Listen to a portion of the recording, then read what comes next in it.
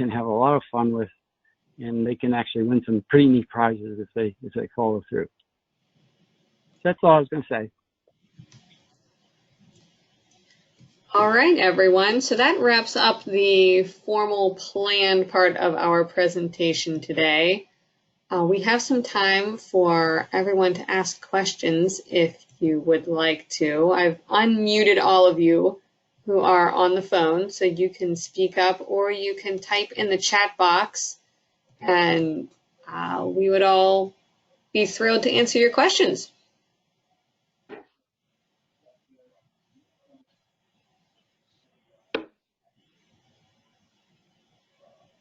That sounds like a Nikki question. A Nikki question? I didn't hear anyone ask a question. There was a chat. In the chat. In the chat? About the fees. Oh, there it is. Okay. I saw the new registration fees are based on the sum. Yeah, you can still bring more than 40 students. The registration fee is capped at $125. Yeah, we not limited the number of students.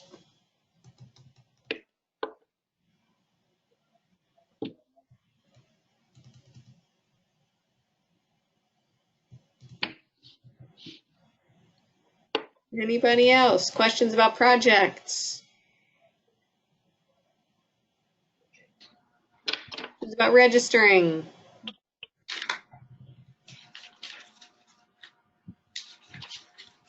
I think it's Donna here. I think the most problematic thing I see is making sure that the students pick the right kind of project. And I know that somebody referenced someplace where we can go back and look at those projects. So I think that would be very helpful. But if you have any other information about, how to guide your students in the project that they are picking, that would be appreciated. So if you go, I guess let me say. I guess I'm going to talk. All right, you go first, Jeff. That was abstracts at abstracts.societyforscienceofthepublic.org, and that will give you the abstracts for every project that was at ISEF. 2003, by the way. Yeah. So it's till now, and then you can sort it by winning projects or not, all projects or however you want. You can get the category and all of that you want. But I think it's difficult. I am actually beginning to. I want to look at how do we get better projects from students, and I'm just starting to look at that issue. But certainly, this is a way to look at. Like this is the bar, and you can see where the bar is set in terms of winning projects or even just getting the ISEF projects. But, is it something that the student is really interested in? Something they're passionate about? Something, that's part of their experience? And I would also say, though, that part of this is, if somebody finds an interest in something, X, they should go out into the world and see what the world knows about X. And okay, there's Dr. Smith at the University of Pittsburgh who's doing X. And, call him up. Tell him, hey, I found your name on the internet. You're famous. I read your paper. I'm interested in doing something with this. Can I come and work in your lab? Some people are like, oh, no, don't bother me. But a lot of them are like, oh, you read my paper. What did you think of my paper? And the student better be prepared to say what they thought. But still, that kind of thing. Those are definitely some positives, some things that can be done. Yeah, I think, this is Janet talking, I think that the big thing that Chuck just said is that students do well when they have a project that they're really interested in and they can get excited about. Now, that means for some of them, because they're doing a project just because they'll get a grade for it and they have to do it, they'll never get excited about their project. But then you've got the 10% or so that just get really, really excited. And I think that's one of the things that we have to keep encouraging is getting kids to find their passion. And the passion may not be science per se, but there's always a scientific aspect to it. I tell the kids when I go out and do workshops, think about the things that they do when they're not in school, and what makes them really interested in that thing, and how can they, what questions do they have about that thing that they do? Is it music? Is it sports? Is it, I don't know, all kinds of things out there. And that's what I usually tell the kids. But it's tough. It really is.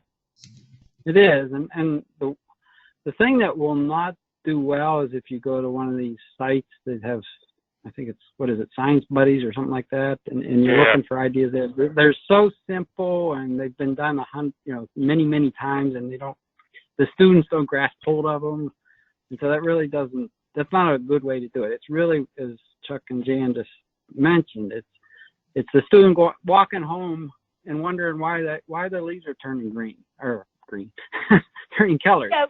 And then go off and investigate that. It's just those kind of things that. I see another question here that we need to answer because you didn't mention it. What if the student wants to do an engineering project and the project idea doesn't necessarily answer a question, but instead fulfills a need? Would that be considered a hypothesis? No, it's not a hypothesis. It's an engineering problem, and that's perfectly acceptable. There's a category called engineering. Right.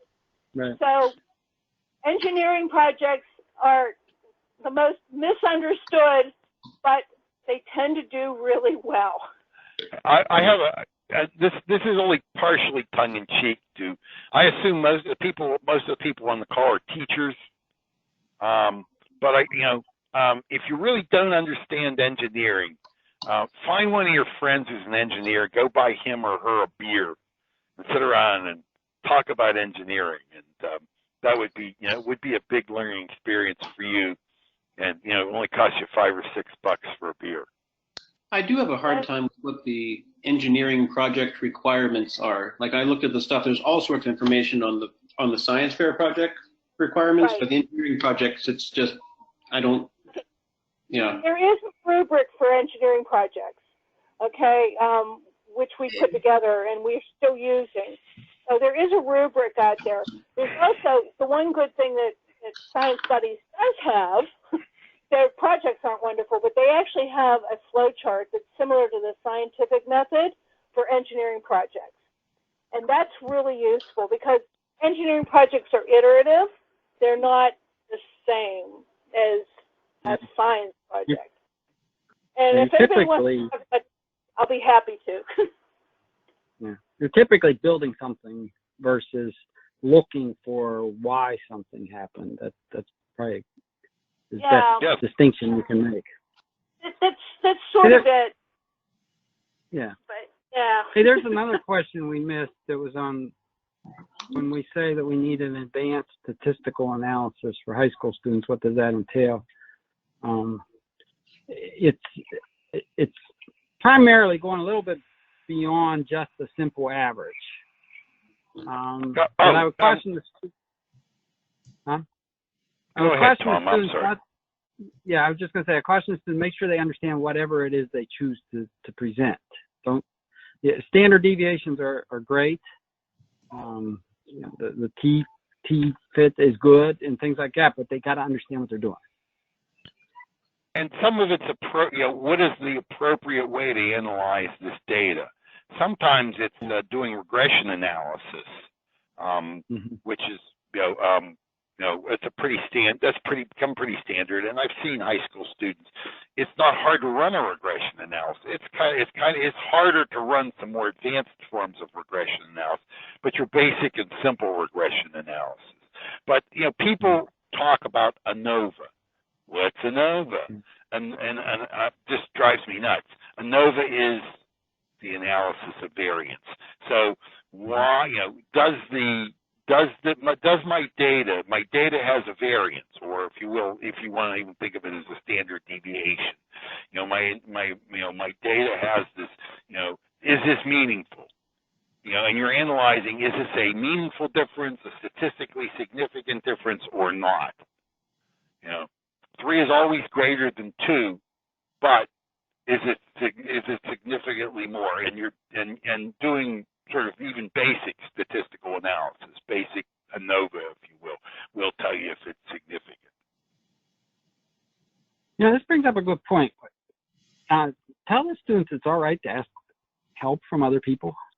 I've had students say that they didn't think they were allowed to talk to their parents, so they never even asked them a question.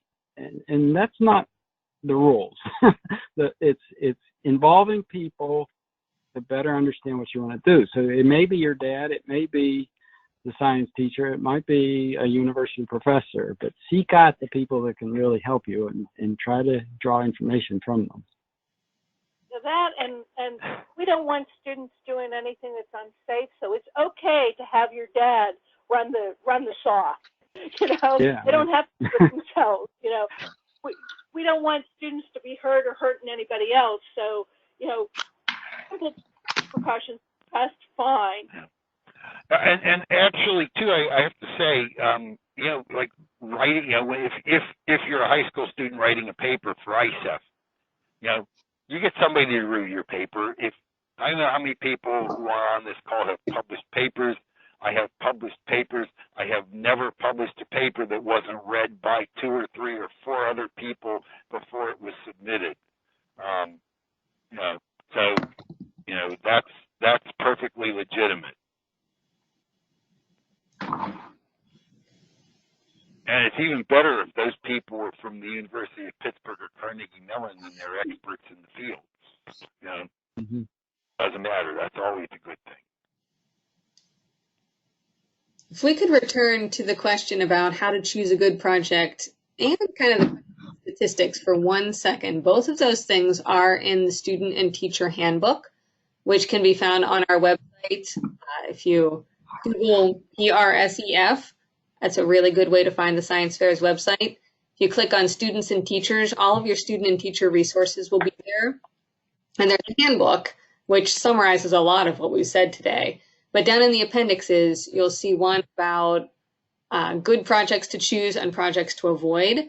You'll also see several pages of ideas given to us by our sponsors.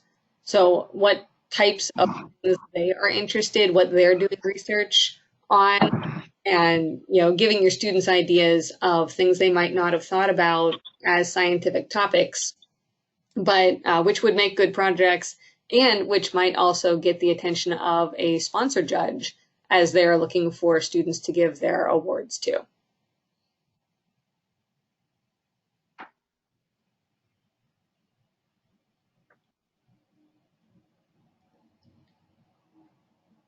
All right, do we have any other questions?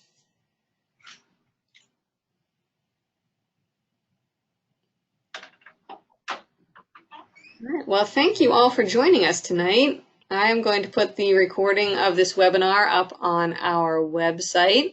So if any of your friends, co-teachers, co-workers, students, parents missed the webinar tonight and would like to watch all or part of it, they can find it on our website.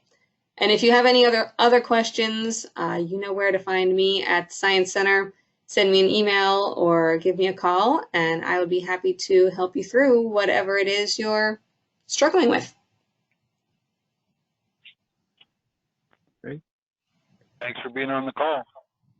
Yeah, thanks everyone. Thank you for the information.